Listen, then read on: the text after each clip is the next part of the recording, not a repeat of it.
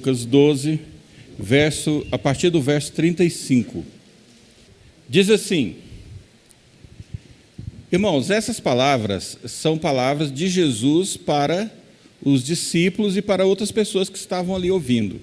Então estão os apóstolos, entenda que está ali os apóstolos, né, os discípulos de Jesus estão ali próximo, e existem também outras pessoas que estão ali e ouvem, e ele está falando para todos, tá? E ele diz assim, ó: cingido esteja o vosso corpo, e acesas as vossas candeias. Sede vós semelhantes a homens que esperam pelo seu Senhor, ao voltar ele das festas de casamento, para que quando vier e bater a porta, logo lhe abram. Bem-aventurado aqueles servos a quem o Senhor, quando vier, os encontrar vigilantes. Em verdade vos afirmo que ele há de cingir-se, dar-lhes lugar à mesa, e aproximando-se, os servirá. Quer ele venha na segunda vigília, quer na terceira. Bem-aventurados serão eles, se assim os achar. Sabei, porém, isso: se o pai de família soubesse a que hora havia de vir o ladrão, vigiaria e não deixaria arrombar a sua casa. Ficai também vós apercebidos, porque a hora em que não cuidais, o Filho do Homem virá. Então Pedro perguntou: Senhor, proferes esta parábola para nós ou também para todos? Disse o Senhor: quem é, pois, o mordomo fiel e prudente, a quem o Senhor confiará os seus conservos para dar-lhes o sustento a seu tempo? Bem-aventurado aquele servo a quem o seu Senhor, quando vier, achar fazendo assim. Verdadeiramente vos digo que lhe confiará todos os seus bens. Mas se aquele servo disser consigo mesmo: meu Senhor tarda em vir, e passar a espancar os criados e as criadas, e comer e beber e embriagar-se, virá o Senhor daquele servo em dia que não espera e em hora que não sabe, e castigá-lo-á, lançando-lhe a sorte com os infiéis. Aquele servo, porém, que conheceu a vontade do seu Senhor e não se aprontou, nem fez segundo a sua vontade, será punido com muitos açoites. Aquele, porém, que não soube a vontade do seu Senhor e fez coisas dignas de reprovação, levará poucos açoites. Mas aquele a quem muito foi dado, muito lhe será exigido. Aquele a quem muito se confia, muito mais lhe pedirão. Apesar de alguém ler esse texto e às vezes não perceber, esse texto ele tem uma conotação escatológica. Ou seja, ele trata de coisas do futuro. Ele trata de coisas que ainda vão acontecer. Ele fala de coisas a respeito da volta do Senhor. E falando desse assunto, irmãos, Jesus conta uma parábola. E todo o texto gira em torno dessa parábola em dois aspectos. Ele diz aos seus apóstolos, ele diz aos seus ouvintes ali: vocês precisam ser como homens que esperam a volta do seu Senhor de um casamento. E quem lê assim, de repente não entende: mas como que eles estão esperando ele voltar de um casamento? Que casamento é esse? Vou explicar para vocês. Era comum o casamento se dar em algumas etapas. Não é tão simples como eu vou falar, mas eu vou falar dessa maneira para que vocês possam entender. Era mais ou menos assim: um homem encontrava uma mulher com quem ele queria se casar, e ele ia até a família dela, e ele fazia um acordo, e ele fazia ali um compromisso de casamento.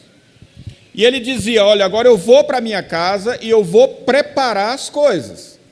E quando tudo estiver preparado, eu venho para buscar a minha noiva e esposa. A partir daquele momento, aquele casal, eles estavam desposados. Ou seja, havia uma promessa de casamento. É por isso que quando a gente lê lá a história do nascimento de Jesus, você vai ver Maria estava desposada estavam noivos, havia uma promessa de casamento, mas o casamento não havia acontecido ainda. E essa parábola, Jesus diz assim, aí aquele homem, quando ele ia e quando ele preparava os seus negócios, quando ele preparava a casa, quando ele preparava a festa, aí ele ia até a casa da noiva. Irmãos, não tinha um agendamento. É lógico que a noiva, a família da noiva, elas tinham atenção especial para não ser pegos de surpresa. Mas não havia um agendamento, uma coisa certa, um dia certo, um horário. De repente o noivo chegava e falava, vou vir buscar minha noiva. E essa noiva tinha que estar pronta. Ele ia de surpresa. Havia a expectativa da noiva em relação à ida do noivo para buscá-la, para levá-la para a sua casa definitiva. Não. E essa noiva tinha que estar preparada, para quando o noivo chegar, está tudo pronto. E eles iam em um cortejo, quando o noivo ia buscar a noiva, era um cortejo que ia pela rua, tinha os amigos do noivo, tal, eles iam fazendo uma grande festa, né? Quanto mais ricos, maior era a festa, eles iam fazendo uma grande festa, faziam uma... Se fosse hoje, seria uma espécie de carreata, alguma coisa assim, e ia até a casa da noiva, chegando lá, a noiva, ele dizia, eu vou pegar a noiva, e ele recebia a noiva ali, o pai entregava, e aí ele, obviamente a família da noiva, eles iam para a casa dele, iam pela rua de novo, fazendo uma grande festa, sabe, era um grande barulho, uma grande comemoração, até chegar de volta na casa dele. Porém, presta atenção, às vezes, a noiva morava na outra quadra. Vou dizer isso. Podia ser que a noiva morava na outra quadra, então era rapidinho, era pertinho, estava tudo muito claro. Mas, às vezes, a noiva morava em outra cidade, às vezes em lugar distante. E o noivo ia... E da mesma maneira como a noiva e a casa da noiva, a família da noiva, tinha que estar tudo pronto, já pensou que vergonha seria se o noivo chegasse lá e a noiva não estivesse pronta? Se ela não estivesse arrumada, se ela não estivesse bonita, não é? Se ela está lá toda descabelada, vestida numa camiseta do Tatico, alguma coisa assim, não é? Ia ser uma vergonha. Porém, quando ele chega lá, ele pega essa noiva e agora ele volta para a casa dele. E aí vem o sogro, vem a sogra, vem os cunhados, vem um monte de gente. Família da noiva para a festa, que eram as bodas do casamento que ia acontecer na casa do noivo. Mas aqui também tem uma outra situação. Na casa do noivo tinha que estar tudo pronto também. É óbvio que quando o noivo ia, ele deixava ali os seus servos encarregados de preparar tudo, para quando ele chegar, tudo estar pronto para receber. E quando ele chegar e bater na porta, e ele pode chegar à noite, ele pode chegar de madrugada, ele pode chegar em qualquer horário. E quando ele chegou e bate na porta e alguém diz, eis o noivo, os servos, eles têm que estar acordados, prontos, com tudo iluminado, com comida, com música, para ele chegar lá, abrir a porta e entrar todo aquele cortejo para a casa do noivo para fazer a festa. Aí havia-se ali as bodas, um grande banquete, uma grande festa. Irmãos, e aquele povo, eles gostavam de festa. Festa de pobre durava 3 dias. Assim, comendo e bebendo e farreando 3 dias seguidos. De rico, irmãos, durava mais de 20 dias. Eles realmente gostavam de festa. Pois bem, e aí Jesus conta essa parábola, e ele inicia aqui nesse texto dizendo assim, olha, cingindo esteja o vosso corpo e acesa as vossas candeias. Candeia, lamparina. Não é? A iluminação naquela época era feita por candeias. Né? São lâmpadas que colocam o azeite, o óleo e queime, a iluminação era feita assim. Diz, cingido esteja o vosso corpo e acesas as vossas lamparinas. Que a vossa lâmpada esteja acesa. E ele continua: sede vós semelhante a homens que espera o seu Senhor ao voltar ele das festas de casamento. Entendeu quem são aqui esses aqui? Os servos do noivo. Ele estava falando, aqueles servos do noivo, eles não ficavam ali de prontidão? Já pensou que vexame seria se o noivo chega ali com a noiva, com todo o cortejo, com a família da noiva, e bate na porta e não tem ninguém para abrir? E o povo está tudo dormindo, irmãos, e não tem nada preparado? Seria uma coisa vergonhosa. Isso jamais poderia acontecer. Então, quando o noivo vai, há uma grande expectativa. As pessoas estão, os servos que ficam ali, não sabem o dia certo, não sabem tal, e eles ficam ali naquele desejo de que o noivo volte logo, mas de que tudo esteja pronto. De forma que ninguém podia estar dormindo, ninguém podia estar cochilando, ninguém podia estar cansado. Todo mundo pronto ali para realmente fazer uma grande recepção quando o noivo chegar. Isso, irmãos, tem sim uma conotação escatológica. E eu quero falar um pouquinho sobre isso esta noite, até porque eu acho que o momento em que nós vivemos é um momento de atenção. Em outros textos, em outras partes, Jesus anuncia e alerta aos seus discípulos para que estejam atentos para quando o noivo chegar. Que nós precisamos estar atentos para quando alguém gritar: eis o noivo, a gente está pronto, para não sermos surpreendidos, para que ele não nos pegue despreparados. E ele também diz que algumas coisas poderiam ser sinais de que o noivo está chegando. Irmãos, o noivo vinha com a fanfarra, tocando música, fazendo barulho. Você acha que o encarregado ali dos servos não deixava alguém de prontidão lá longe? Ele não era bobo. Olha, quando você escutar a música, você corre aqui e avisa, que aí a gente já abre a casa, já prepara tudo, não é? Já acorda quem estiver dormindo, vai estar tudo pronto. E Jesus fala: olha, do mesmo jeito, vai haver alguns sinais, vão haver alguns barulhos da volta do noivo.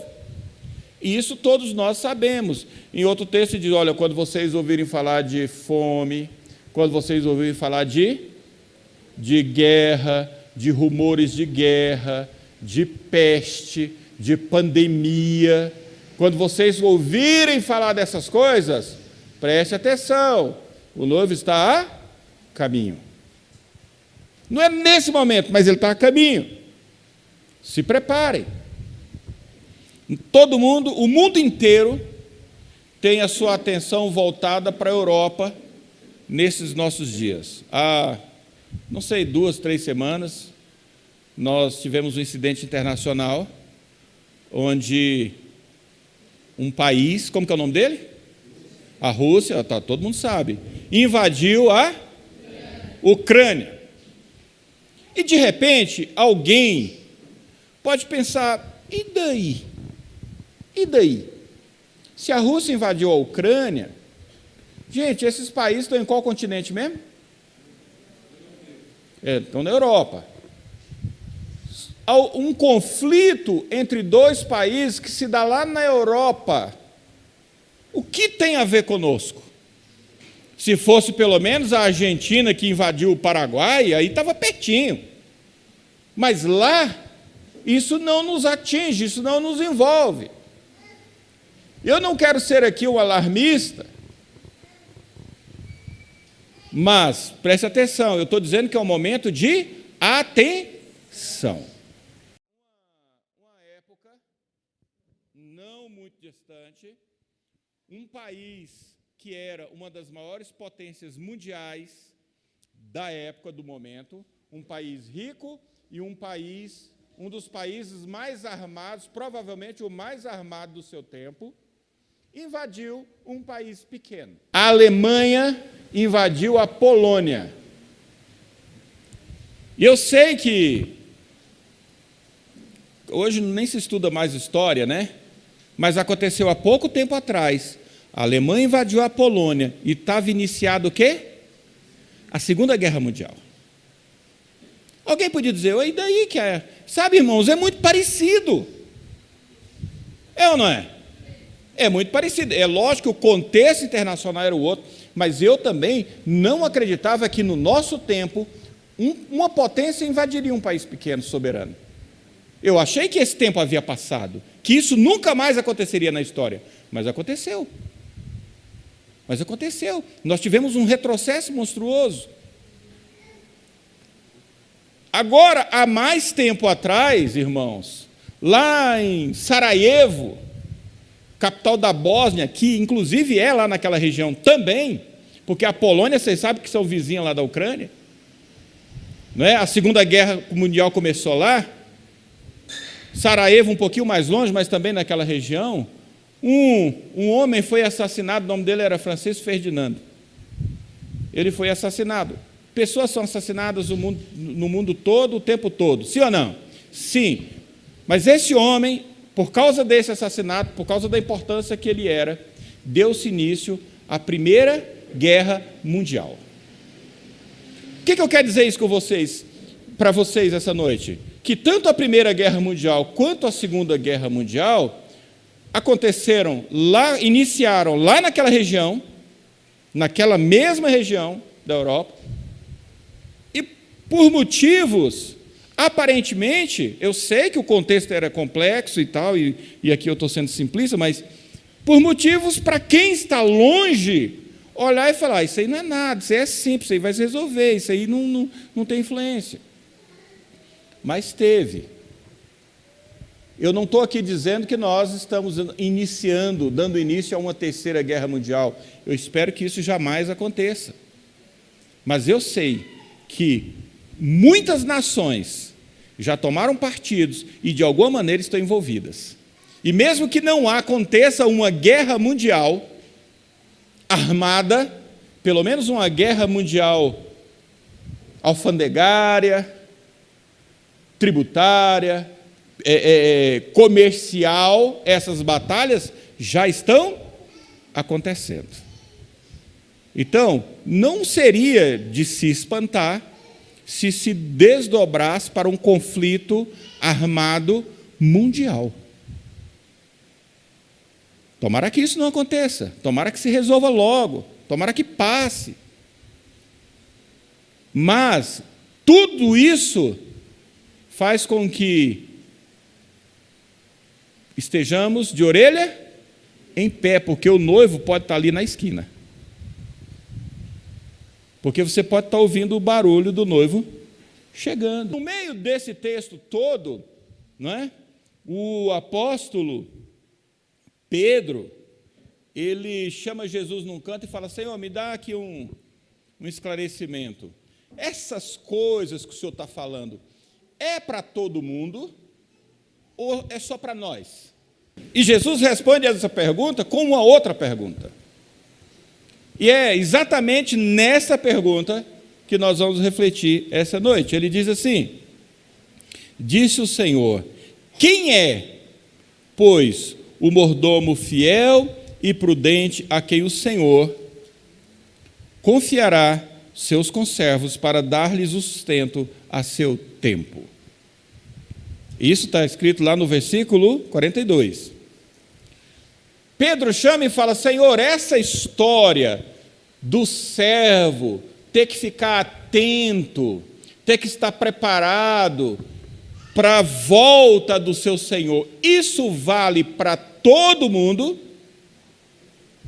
Ou é só para nós que somos apóstolos?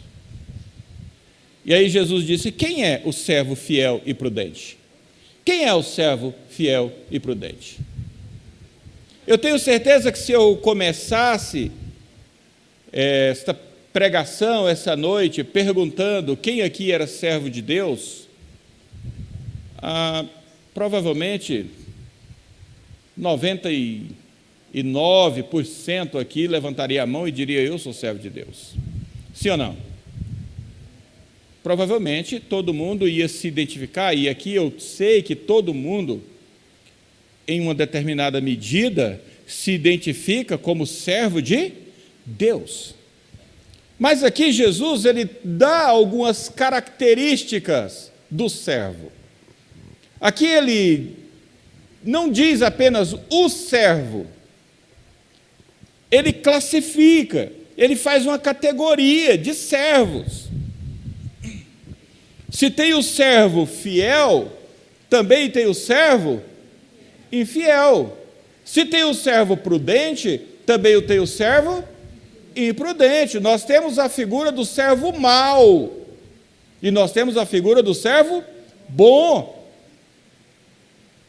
E aí Jesus pergunta: quem é o servo fiel e prudente? Porque eu posso dizer, eu sou servo de Deus, sim, mas que tipo de servo que eu sou? Eu sou o servo descuidado, que estou dormindo enquanto aguardo o meu Senhor? Eu sou o servo negligente, que não preparei nada, apesar de saber que ele vai voltar? Eu sou o servo mau, que maltrato os meus conservos e que não cumpro com a minha obrigação?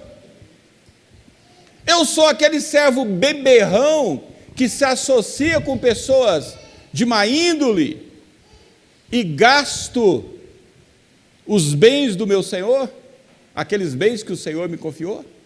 Que tipo de servo que eu sou? Aqui você precisa entender que o fato de ser servo ou de se identificar como servo não é suficiente.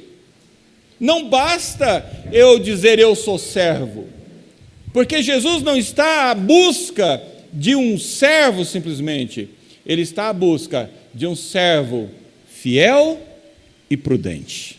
Esse é o tipo de servo. Então a pergunta seria mais completa se eu lhes perguntasse quem aqui é o servo fiel e prudente. Isso tornaria a resposta muito mais complexa, porque envolve um nível de responsabilidade muito maior, de autoanálise, de olhar para a própria vida e falar: não, eu tenho sido fiel e eu tenho sido prudente. Eu não sou um servo negligente. Eu até acho, irmãos, que a gente não tem muitos maus servos. E quando eu digo a gente, eu não estou falando só da nossa comunidade aqui, eu estou falando dos servos de uma maneira geral. Eu acho que nós não temos muito maus servos, mas servos negligentes nós temos muito. Servos que estão dormindo na hora de ficar acordado, a gente tem muito. Servo que, ao invés de estar cuidando das coisas do seu Senhor, está cuidando das suas próprias coisas, isso nós temos muito. Servo que pega as coisas do seu Senhor e as usa exclusivamente para o seu benefício, pensando que essas coisas são suas. Isso a gente tem. O servo fiel e prudente, nós precisamos responder essa pergunta. Primeira coisa, ele vive na expectativa da volta do seu mestre. Há essa expectativa. Eu não sei a hora. Ele diz, pode ser na segunda vigília, pode ser na terceira vigília. Ele está dizendo, pode ser meia-noite, pode ser 1h da manhã, pode ser 4h da manhã, pode ser alta madrugada. Porém, uma coisa é certa, o Senhor vai voltar. Se o Senhor viajou, se vai ali buscar a sua noiva, irmãos, e ele disse, olha, preparem tudo, estejam de prontidão, para que quando eu chegar, esteja tudo nos conformes. Estes servos, irmãos, eles não estão cuidando dos seus próprios negócios, eles não estão envolvidos exclusivamente com os seus próprios negócios. Há essa expectativa. E a gente precisa entender isso, você precisa entender isso, cada um de nós, porque quando nós projetamos as nossas vidas, ou quando você projeta a sua vida, você tem projetado considerando a volta do seu Senhor? E eu quero dizer uma coisa para você, você precisa sim projetar a sua vida. Precisa. Você precisa planejar o seu casamento, você precisa planejar o seu curso universitário, a sua faculdade, o seu emprego, você precisa planejar ganhar dinheiro para sustentar a sua família, você precisa ter sonhos, você precisa planejar tudo isso. Nada disso é errado, precisa. Mas você precisa considerar que o seu Senhor vai voltar. E isso tem que ser importante na sua vida. Sabe por quê? Porque senão você se perde. Porque senão você se perde em busca dos seus próprios sonhos, em busca das suas próprias coisas. Senão você se distancia do seu mestre. De repente alguém planejou, ele fez faculdade, ele conseguiu um bom emprego, ele casou, né? E ele tem uma família maravilhosa, e agora ele ganha tanto dinheiro que ele perde de vista que a eminência do retorno do seu mestre. É isso que não pode acontecer. Há um farol, esse farol é a nossa esperança. Jesus voltará. Eu vou cuidando das coisas aqui, mas eu estou de olho lá no farol, para mim não perder a minha direção. Porque senão eu vou me encantar com as coisas desta vida. Porque senão eu vou ficar maravilhado por ter ganhado dinheiro. Porque senão eu vou achar que eu sou alguém tão importante quanto o meu Senhor. Ou mais importante do que Ele. Porque senão eu vou me orgulhar do meu sucesso e vou estar com a visão ofuscada. Preste atenção, o servo prudente, ele vive na expectativa da volta do seu mestre. Amém?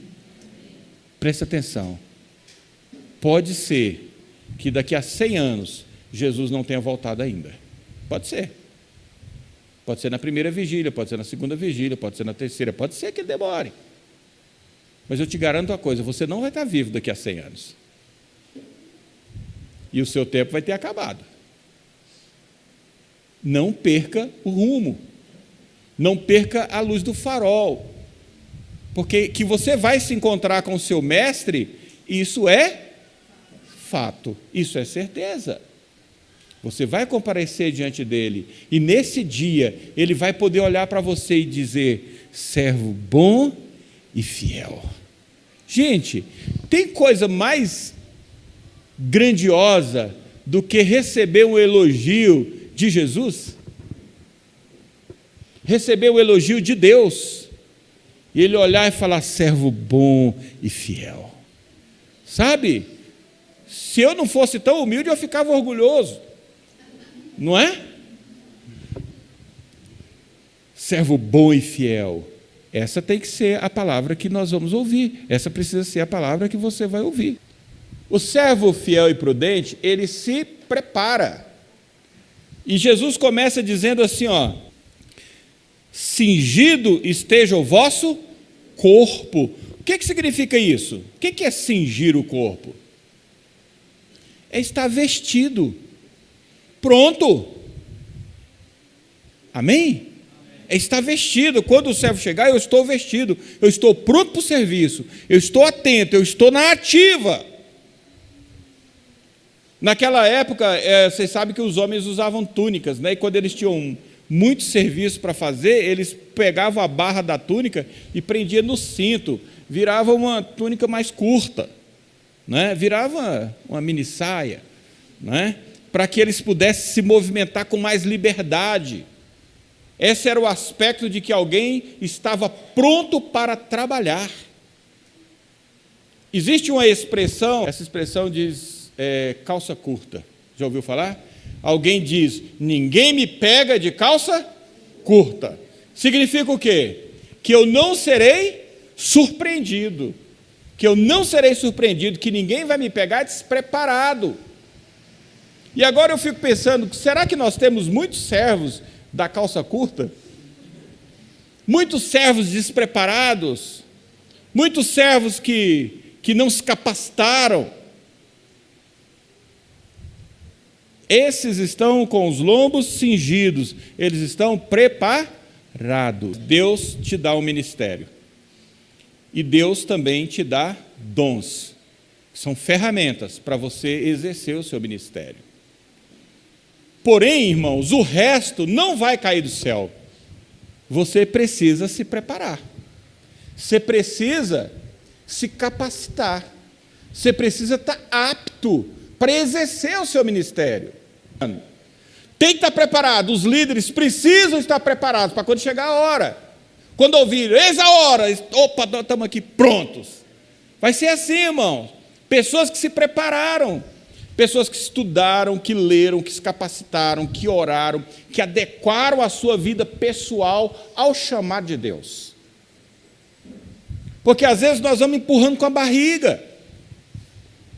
E alguém diz para a pessoa, olha, você tem um chamado pastoral na sua vida, e ele acha isso chique demais, ele fala, oh, coisa boa, como é bom eu ter um chamado.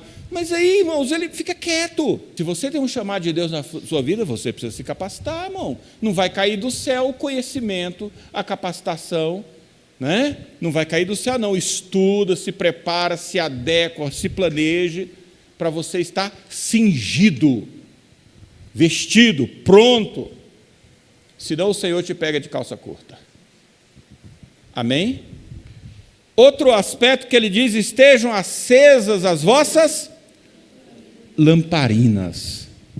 Irmão, só para nós aqui, só entre eu e você nessa hora, como que está a sua lamparina?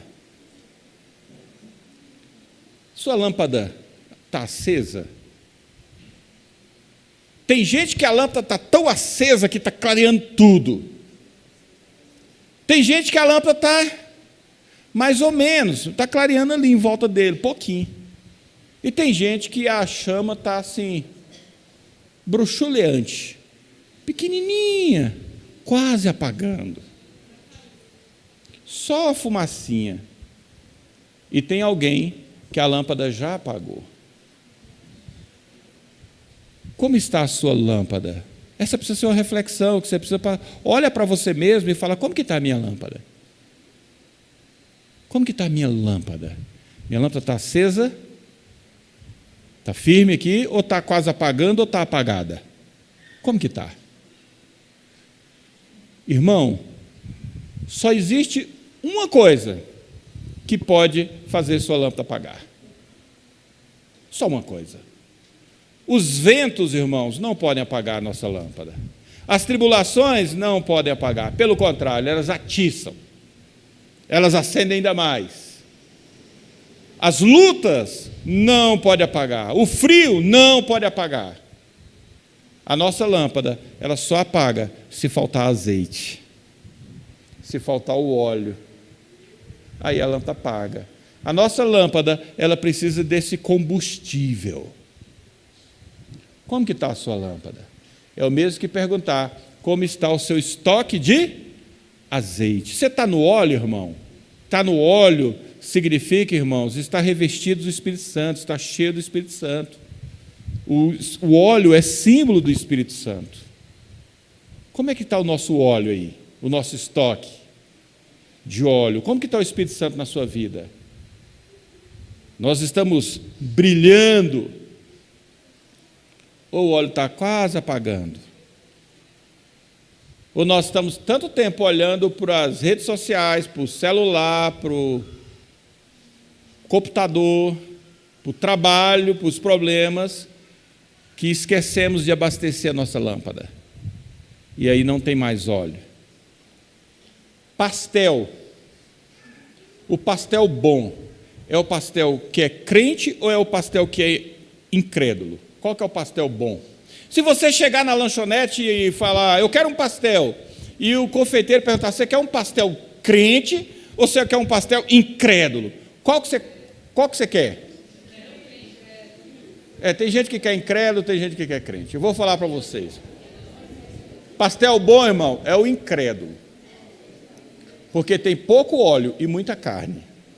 Mas o crente, irmãos, ele tem pouca carne e muito óleo. Entendeu? Como que é a sua vida? Que tipo de pastel você é? Tem muita carne e pouco óleo? Ou pouca carne e muito óleo? Como que é, irmãos? pouca carne, muito óleo. Isso representa, irmãos, a presença do Espírito Santo na vida da gente, que é tipificada pelo óleo, que é exemplificada pelo óleo. Amém? Se não tiver óleo, a lamparina, tá? Então precisa ter óleo para a sua lâmpada estar acesa. Como é que está a sua lâmpada? O servo fiel, irmãos, vigilante, ele está preparado, porque ele tem os lombos cingidos e a sua lâmpada está acesa. Professar uma religião. Nós achamos que servir a Deus é meramente vir ao culto. Nós achamos que servir a Deus é se vestir de determinada maneira. Às vezes há quem pense que servir a Deus é ter um estereótipo, uma aparência determinada. Irmãos, servir a Deus está relacionado diretamente e de maneira inseparável a amar o próximo. Servir a Deus, irmãos, e há várias formas de servir a Deus, porém nenhuma está desassociada do outro. Você nunca vai conseguir servir a Deus sozinho. Você pode se mudar para uma montanha deserta, para você viver uma vida de reclusão, de solidão, para ser só você e Deus. E você pode pensar, porque eu sou um servo de Deus. Você está enganado. Ninguém serve a Deus sozinho.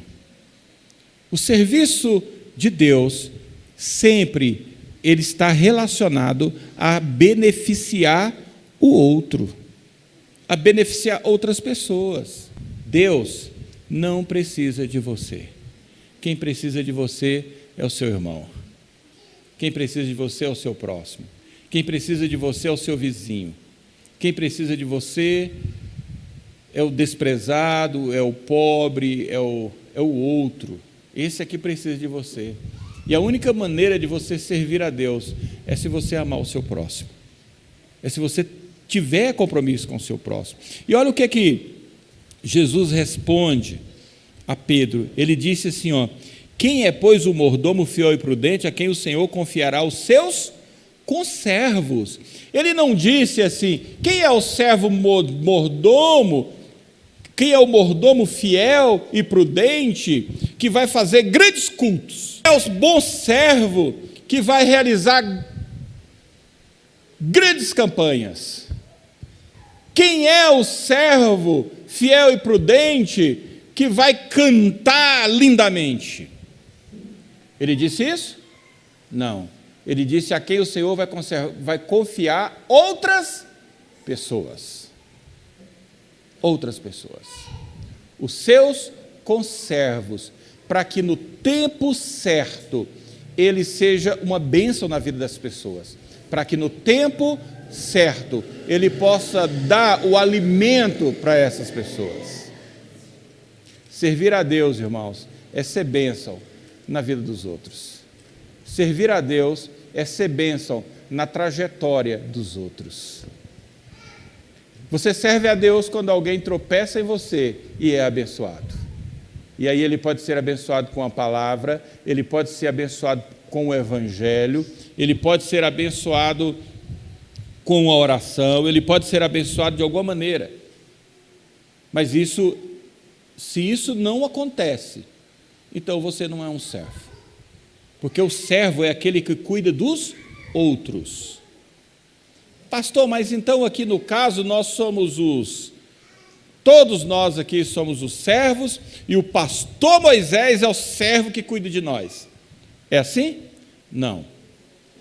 Presta atenção, nós fazemos parte do corpo, apesar do pastor Moisés, Deus tê-lo colocado para cuidar de todos nós, e nós estamos debaixo do cuidado dele, isso é verdade, não é? Ele é o anjo da nossa igreja, isso é verdade, mas nós somos um corpo, Nós somos um corpo. E todos nós temos uma função. A função é de ser bênção ao próximo. Por isso que Deus distribuiu dons, e por isso que Ele nos capacita, e é por isso que Ele dá ministérios. Para que o corpo produza o seu próprio crescimento, através de toda junta, bem ajustada, edificada, alimentada, irmãos.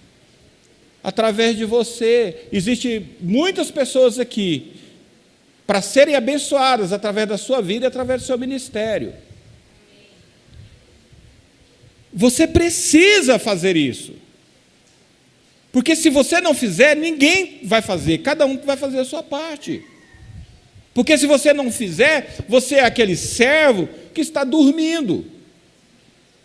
É aquele servo que achou que o Senhor está demorando e foi viver a sua vida de forma dissoluta. É aquele servo que está com preguiça. Estão entendendo a seriedade? Você precisa encontrar o seu lugar no corpo de Cristo. Você precisa encontrar a sua função. Você precisa descobrir o seu ministério. Você precisa descobrir os seus dons, os seus talentos e começar, irmãos, a exercer isso para benefício do corpo. O servo fiel e prudente, ele se preocupa e ele cuida dos seus servos. Os seus conservos dependem de você. Presta atenção, eu preciso de você. Eu preciso do seu ministério na minha vida. Para me alimentar, para me edificar, para me abençoar. Eu preciso de você. Sabe esse irmão que está sentado ao seu lado aí? Ele também precisa de você. E você também precisa de todos nós. É assim que funciona. Deus nos confiou para que pudéssemos exercer, viver, de maneira a suprir os nossos conservos de alimento a seu tempo. Quarta coisa, o servo fiel e prudente é aquele que sabe que ele não é dono de nada. E se você é servo, se você é mordomo, a sua casa não é sua, ela é de Deus. E Deus confiou ela para você, para que você fizesse bom uso. Pode ser que um dia alguém precise de uma noite debaixo do seu teto, e você pensa, mas na minha casa? Não, filho, não é na sua não, é na de Deus, você só está usufruindo. Ele sabe que não é dono de nada, ele é mordomo, e sabe que tudo que tem foi confiado à sua administração. É para ele administrar. É para ele administrar, não é seu não, só seu não. E isso envolve, sabe o que, irmão? O seu corpo. Você sabia disso? Alguém diz, o meu corpo é meu, faço o que eu quiser. Opa! Você é mordomo. Inclusive o seu corpo também pertence a Deus. O seu corpo, o seu dinheiro e, sobretudo, irmãos, o seu tempo. Sabe, esse tempo é de Deus. É de Deus. E tem tanta gente sem tempo para Deus, tem tanta gente tão ocupado com seus próprios negócios que não tem tempo para Deus. Eu queria tanto servir a Deus, mas eu não tenho tempo. Opa! Você não é servo de Deus, não?